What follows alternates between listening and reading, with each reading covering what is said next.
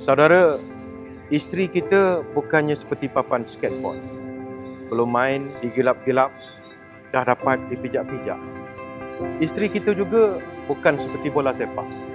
Belum dapat dikejar-kejar, dah dapat ditendang sekuat-kuat hati. Jadikanlah isteri kita bagaikan permainan rugby. Belum dapat dikejar, dah dapat dipeluk sekuat-kuat hati. Hari ini terlalu banyak konflik perkahwinan yang berlaku di kalangan pasangan. Berlakulah situasi angin menderu, pokok bergoyang. Ribut taufan, hujan berderai. Bulan madu mengusap sayang.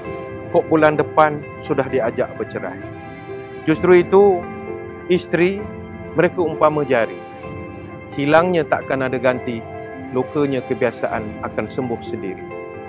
Bersama kami memahami hak dan juga tanggungjawab berkaitan dengan suami dan juga isteri dari neraca Undang-Undang Kekeluargaan Islam, bergabung bersama saya dan beberapa bintang-bintang pesohor dakwah tanah air di dalam seminar Mahligai Cinta 2.0, Dua Jiwa Satu Cinta, yang akan berlangsung pada 14 November 2015 bertempat di Dewan Anwar Mahmud, Fakulti Sains dan Teknologi Universiti Kebangsaan Malaysia. Untuk maklumat lebih lanjut, ayuh lungsuri laman sesawang www.quizsel.com. Kita berjumpa di sana.